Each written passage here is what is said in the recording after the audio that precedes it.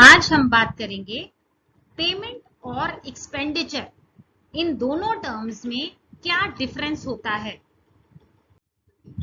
देखिए, पेमेंट का मतलब रहता है total cash paid during the current year. जो ये चालू साल चल रहा है इसमें हमने कितना कैश पे किया वो कहलाएगा पेमेंट। एक्सपेंडिचर क्या कहलाएगा? इस करंट ईयर में हमने कितना खर्चा कर डाला। कैश का एक्सपेंडिचर से लेना देना कोई नहीं। आपने कितना कैश पे किया खर्चे के नाम पे ये हमने नहीं देखना। हमने ये देखना है कि हमने खर्चा कितना कर दिया।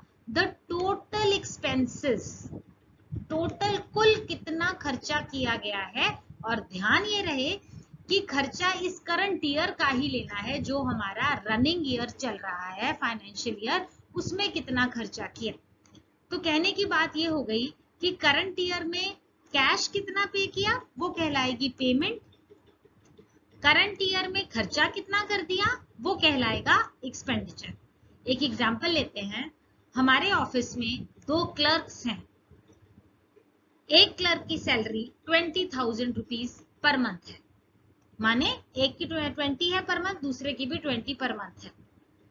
लेकिन उनकी सैलरीज दिसंबर के मंथ की आउटस्टैंडिंग है। आउटस्टैंडिंग है कि मतलब हमने पे नहीं किया। तो इस सिनेरियो में पेमेंट कितनी रहेगी? पेमेंट का मतलब हमने आपको बताया टोटल कैश पेड। तो क्योंकि मैंने 12 महीने की सैलरी पे नहीं की है, मैंने सिर्फ 11 महीने की सैलरी पे की है, क्योंकि दिसंबर महीने की सैलरी जो है वो आउटस्टैंडिंग है, वो पे करना बकाया है। तो मैंने 11 मंथ्स की पे करी है। तो पेमेंट में कितना आएगा?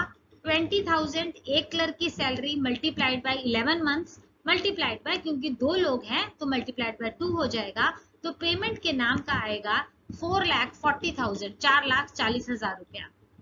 अब एक्सपेंडिचर में कितना आएगा? एक्सपेंडिचर में आएगा 20,000 मल्टीप्लाइड बाय 12 मंथ्स।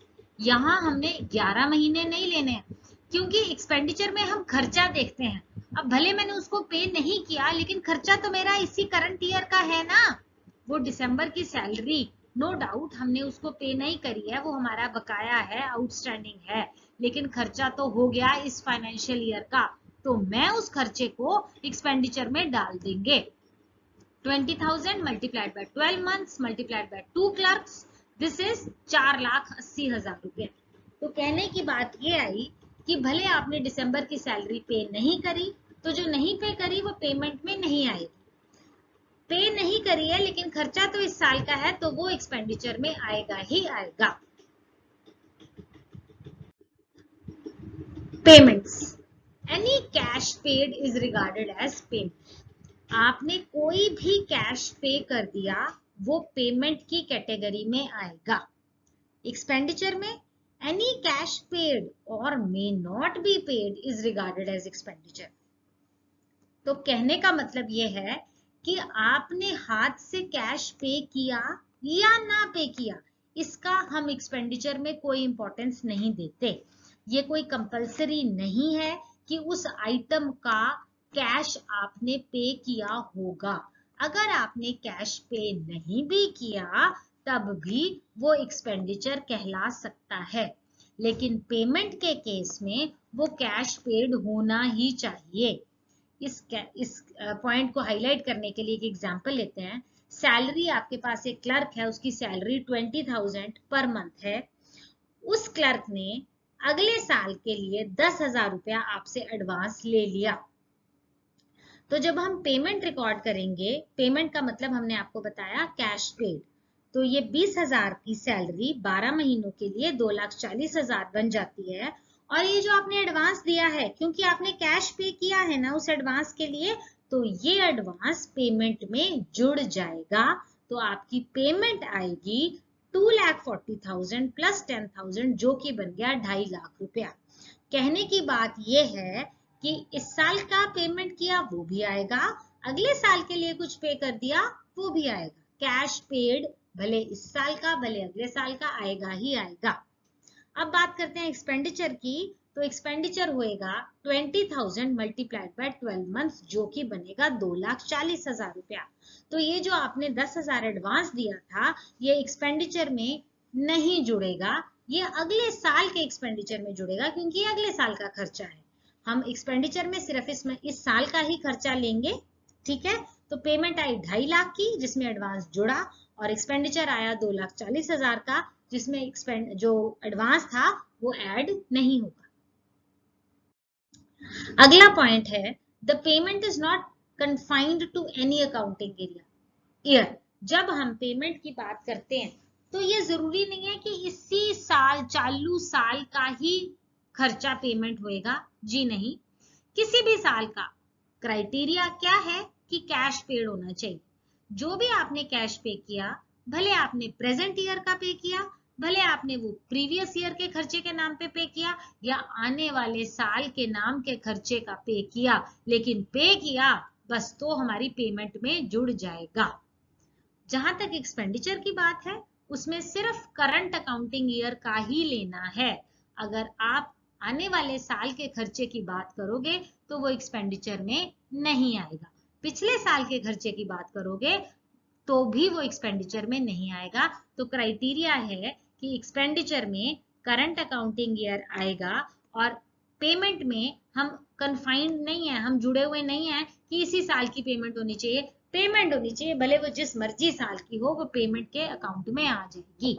इसको हाईलाइट करने के लिए एक एग्जांपल लेते हैं। सैलरी उस क्लर्क की 20,000 रुपया पर महीना है। पिछले साल की सैलरी आउटस्टैंडिंग थी 10,000 रुपया, जो मैंने इस साल पे करी। पिछले साल मैंने उसको 10,000 कम दिया था, तो इस साल मैं उसका बकाया राशि दे रही हूँ। तो पेमेंट के नाम पे क्या आएगा, 20,000 मल्टीप्लाइड बाय 12 महीने, जो कि बना 2,40,000 इस साल का पूरा, ठीक है। प्लस आउटस्टैंडिंग पे किया ना 10,000, भले ये पिछले साल का है, तो पर हमें कोई फर्क नहीं पड़ता। पेमेंट के हेड में तुमने पे कर दिया तो जोड़ दो, तो 2,50,000 रुपया तुम्हारी पेमेंट के नाम पे आएगा, जिसमें से 2,40,000 इस साल का है और 10,000 पिछले साल का है, ठीक है। एक्सपेंडिचर के हेड में 20,000 मल्टीप्लाइड बाय 12 महीने, ये बन गया 2,40,000। जो पिछले साल का आउटस्टैंडिंग आपने 10,000 पे किया, उसको एक्सपेंडिचर में बिल्कुल नहीं जोड़ना, वो सिर्फ पेमेंट में ही जुड़ेगा। नाउ जो पेमेंट है वो कैपिटल नेचर की भी हो सकती है और रेवेन्यू नेचर की भी हो सकती है। जहां तक एक्सपेंडिचर की बात है, वो सिर्फ रेवेन्यू नेचर का होगा, वो कैपिटल नेचर का नहीं होगा। जैसे कि सैलरी आपने पे की इस साल 2,40,000 रुपया, और आपने कैश पे किया ऑफिस बिल्डिंग के कंस्ट्रक्शन के लिए 20,000 रुपया, तो आपको पता होगा कि ये जो 20,000 है ये कैपिटल नेचर का खर्चा है, ठीक है ना। तो पेमेंट जब आएगी तो पेमेंट के अंडर 2,40,000 सैलरी का और 20,000 ही ऑफिस बिल्डिंग का भी जुड़ेगा, और 2,60,000 रुपया पेमेंट दिखाई जाएगी। जब एक्सपेंडिचर की बात करोगे, क्योंकि इसमें सिर्फ रेवेन्यू नेचर की आइटम आएगी, तो आपने सिर्फ 2,40,000 रुपया ही दिखाना है। ये जो बिल्डिंग के नाम का पे किया, ये एक्सपेंडिचर में नहीं जाएगा। अभी पेमेंट में the cash decreases equal to the amount of payment. जो आपका जितना आपने पेमेंट किया है, उसके इक्विवेलेंट अमाउंट का कैश जो है वो कम हो जाएगा। मान लो आपने 1,000 रुपया का पेमेंट किया किसी को, तो जो आपका कैश बैलेंस है वो 1,000 रुपये से कम हो जाएगा। लेकिन एक्सपेंडिचर में ऐसा नहीं है। एक्सपेंडिचर के बराबर कैश कम हो, कम ना हो, दोनों केस हो सकते हैं, क्योंकि एक्सपेंडिचर है ना। तो एक्सपेंडिचर के बराबर का कैश डिक्रीज हो ना हो कोई बात नहीं, लेकिन पेमेंट के नाम का कैश डिक्रीज होना ही होना है।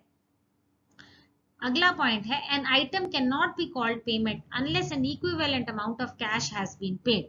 किसी भी आइटम को पेमेंट में तभी जोड़ा जाएगा जब उतने अमाउंट का कैश तुमने हाथ से दूसरे को पे किया होगा, तब ही।